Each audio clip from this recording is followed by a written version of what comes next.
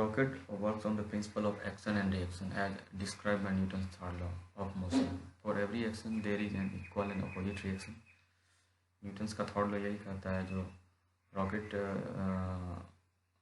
जो है हमेशा एक्शन और रिएक्शन के वर्किंग प्रिंसिपल पर वर्क करता है। न्यूटन थर्ड लॉ को हम इस पिक्टोरियल डायग्राम से समझते हैं। यहाँ आप देख रहे हैं for every action there is an equal and opposite reaction.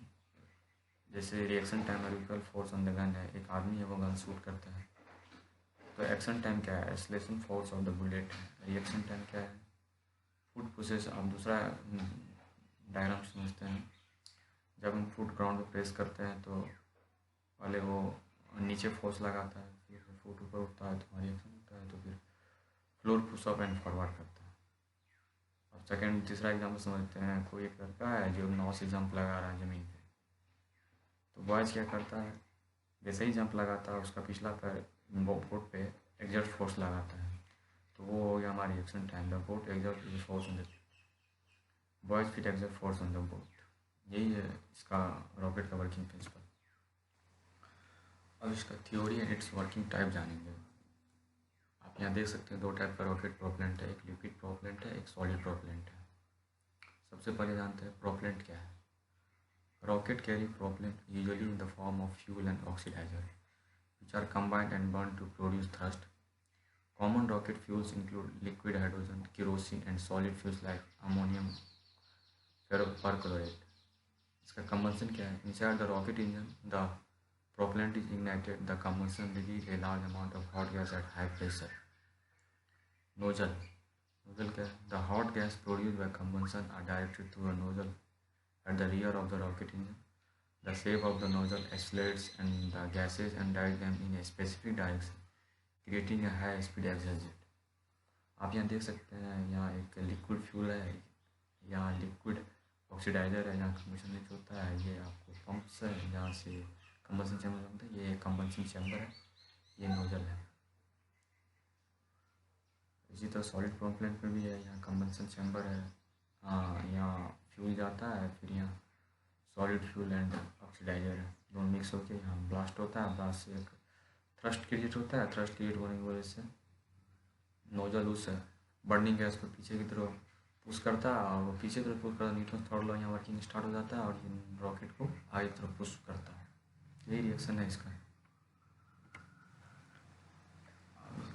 Working principle है एक्शन एंड रिएक्शन क्या है। According to Newton's third law, as the hot gas are expelled out of the back of the rocket at high speed, an equal and opposite force is generated in the opposite direction. This force is what propels the rocket forward. जैसा कि अभी हम इससे पहले वाले slide में बोले वही यहाँ हम बोला गया।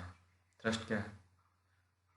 The force generated by expulsion of gas through the rocket engine nozzle is known as thrust.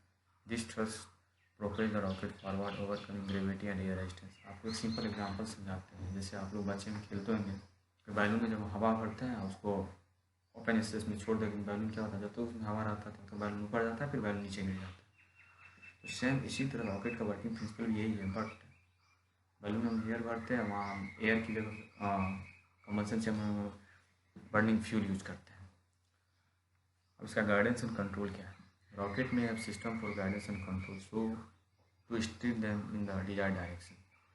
This system can include gyroscopes, fins, reaction control thruster and computerized guidance system. इस सब सारा सिस्टम को कंट्रोल करने के लिए इन सारा instrument का use किया जाता है। अब स्टेजेस के बारे में जानेंगे। रॉकेट का स्टेजेस क्या है। Many rockets are designed with multiple stages. Each stage contains its own engines and propellant tanks. As each stage burns out, it is a jetonized, reducing the weight. The remaining stage must carry and allowing the rocket to achieve high speed and altitude.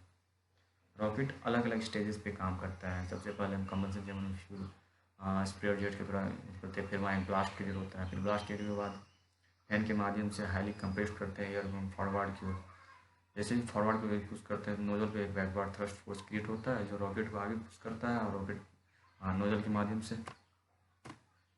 कुछ basic terminology इसके बारे में जानेंगे। आप यहाँ देख सकते हैं लिक्विड प्रोपेलेंट का डायग्राम है। एक पेलोड है जहाँ पे हम जैसे कुछ भी सैटेलाइट या जो भी रडार है कुछ भी जब ऊपर भेजते हैं तो यहाँ पेलोड करते हैं। रॉकेट का अपर पॉइंट उसको टिप पॉइंट भी बोलते हैं। ये कैप्चर मैकेनिज्म है, यहाँ से सारा कनेक्टेड रहता है। ये लिक्विड ऑक्सीडाइजर है जहाँ N3O का फ्यूल का यूज़ करते हैं। ये फ्यूल लिक्विड है, ये पंप है, ये कंबंशन चैम्बर है, ये लिक्विड प्रोपेलेंट है, ये ग्रिड का फिन्स है, ये लीडिंग लेग्स है। सॉलिड प्रोपेलेंट क्या है? सॉलिड ऑक्सीडाइजर है, फ्यूल सॉलिड सेम इसी तरह यहाँ क्लियर हो रहा है। आप कुछ बेसिक फार्मूला के बारे में जानते हैं। The thrust with incomplete expansion, जहाँ थ्रस्ट का पावर फार्मूला होता है momentum thrust plus pressure thrust. इसका फार्मूला आता है M P minus G J minus A J into P J minus P A, where ये कुछ टर्मिनोलॉजी है। एम पी होता है मास रेट ऑफ प्रोपेलेंट होता है, कंजम्पशन होता है जो केजी पर सेकेंड में इसको मेजर करते हैं। बीजे है jet exit velocity relative to nozzle, इसको मीटर पर सेकेंड में हम मेजर करते हैं। पीजे है एग्जिट स्टैटिक प्रेशर, जिसको बाहर में हम मेजर करते हैं। और पी है एम्बियंट प्रेशर या एजे है एक्स्ट्रा एरिया, मीटर स्क्वायर में मेजर करते हैं। ये एक स्कीमेटिक डायग्राम है रॉकेट का, सॉलिड प्रोपेलेंट रॉकेट का। हम देख सकते हैं थ्रस्ट और कैसे क्रिएट होता है। सबसे पहले हम देखते हैं ये नोजल है, ये डायरेक्शन ऑफ बर्निंग है, ये सॉलिड प्रोपेलेंट है, ये वाल चैम्बर है। जैसे इस कंप्रेशन चैम्बर फ्यूल बर्न होता है तो ब्लास्ट क्रिएट होता है। बर्निंग की वजह से एक हाई स्पीड या फैन लगा होता है जो कि इस बर्न फ्यूल को बैकवर्ड की ओर पुश करता है, जो नोजल के पीछे बहुत फास्ट स्पीड में जाता है और इस थ्रस्ट रॉकेट का अपर पॉइंट पे लगता है, जिसकी वजह से रॉकेट को मोमेंटम मिलता है। हम जैसे हम पढ़ रहे हैं P = mv होता है, मास वेलोसिटी होता है। तो लिक्विड क्या है? लिक्विड मास ही है। जैसे ही मास वहाँ बर्न होगा तो फ्यूल तो सोता है, लिक्विड जैसे बर्न होगा बैकवर्ड मतलब नोजल की ओर से बैक जाएगा तो रॉकेट में फ्रंट साइड की ओर फोर्स लगेगा, जिसको हम थ्रस्ट फोर्स बोलते हैं। It consist of a seamless tube usually made of steel close at one and.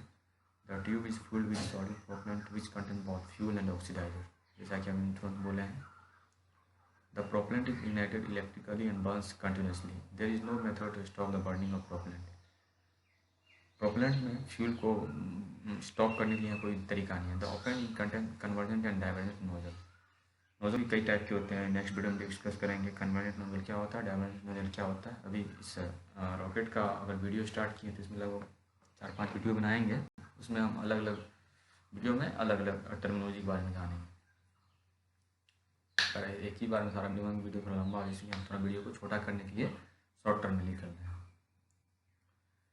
The reaction to ejection high velocity gas produce thrust on the rocket.